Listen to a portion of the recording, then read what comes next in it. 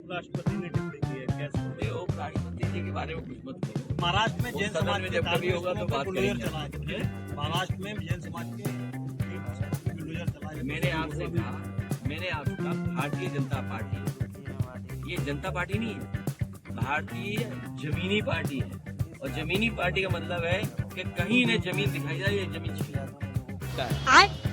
आज प्रदेश की नफरत भरती है बीजेपी ने।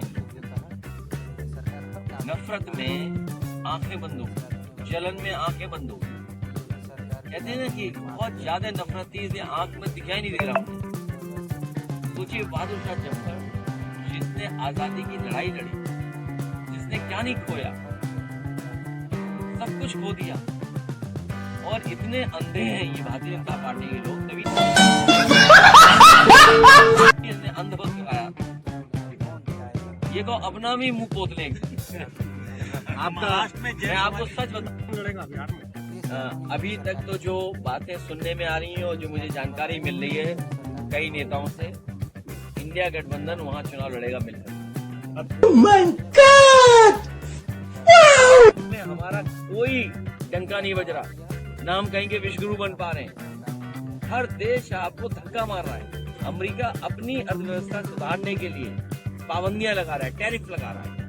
बताओ भारत सरकार क्या कर रही है अपनी अर्थव्यवस्था को ठीक करने के लिए? अब कुत्ते पैसा कहाँ है मेरा? अपने किसानों की भलाई के लिए सरकार क्या कर रही है? जब बंगाल में जो शिक्षा की बात आ रही है सामने, वहाँ पे लोग आंदोलन हो रहे हैं, उग्र हो रहे हैं, बीजेपी आरोप लगा रही है ममता बनर्जी पे। क्या लगता है भारतीय जनता पार्टी किसी भी घटना से राजनीतिक लाभ लेना चाहती है? जब हम लोगों ने कहा कि दुनिया का सबसे बड़े आर्किटेक्ट से हम लोग बना रहे थे, मुख्यमंत्री जी ने धमकाया और चक्कर काटने गए थे, मुगल म्यूजियम देखने गए थे। इनके हाथ में कुछ नहीं है।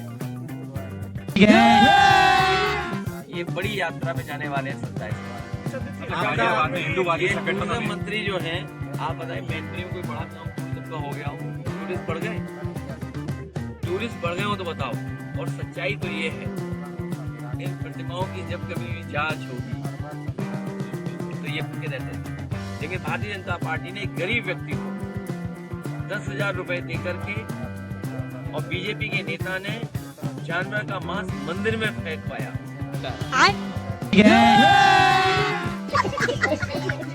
जब उस व्यक्ति ने मना किया कि हम नहीं फेंकेंगे, तो बीजेपी का नेता खुद गया मांस फेंकवाने के लिए, और उसका परिणाम यह हुआ कि दंगा हो गया, बड़े पैमाने पे नुकसान हुआ, दुकानें जल गई, तोड़ दी गई, आपस में सौहार्द खत्म हो गया।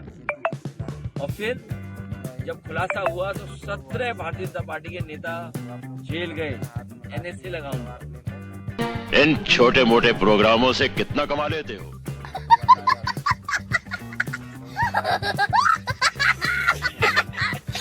ये तो एक घटना उत्तर प्रदेश की मैं बता रहा हूँ।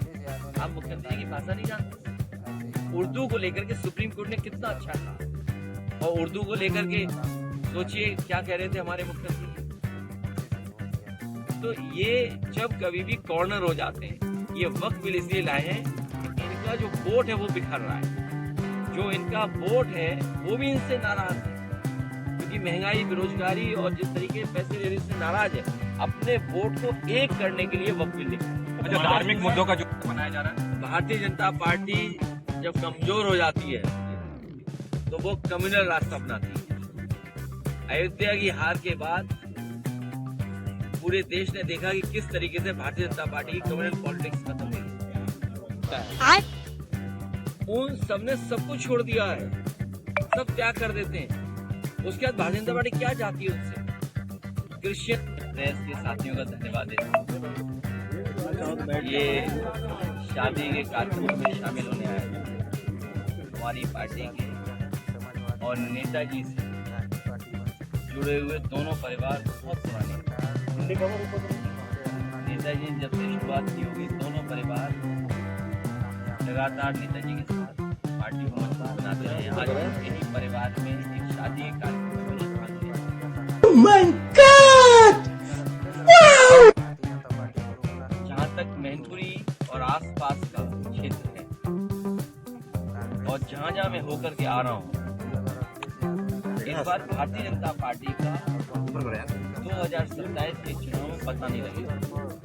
उनका सफाया होने जा रहा है और उसी वजह से आप देखते होंगे जब सरकार के पास कोई अपनी उपलब्धि नहीं बचती है, अपनी नाकामी छिपाने के लिए नए नए कानून, नई नई घटनाएं करते हैं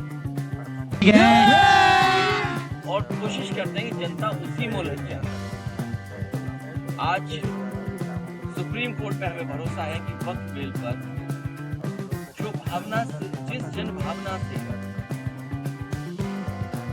सुप्रीम कोर्ट सुन रहा है, हमें उम्मीद है भारत सरकार में और खासकर भारतीय जनता पार्टी की सदन में पहली सरकार होगी जो 2027 में बीजेपी को बम्पर वोट से हराने का अखिलेश यादव ने किया दावा। अखिलेश यादव ने बीजेपी की नाकामियों को गिनाते हुए अपने किए गए कार्य को गिनाया और बोला कि बीजेपी सरकार इतनी नाकाम है कि लोगों को घर तोड़ रही है और मंदिर मस्जिद में लोगों को फंसाए हुए रखी है। इस वजह से बीजेपी को वोट ना करके हमें जिताएं। अखिलेश यादव ने योगी को आड़े हाथे लेते हुए खूब खरी खटी सुनाई।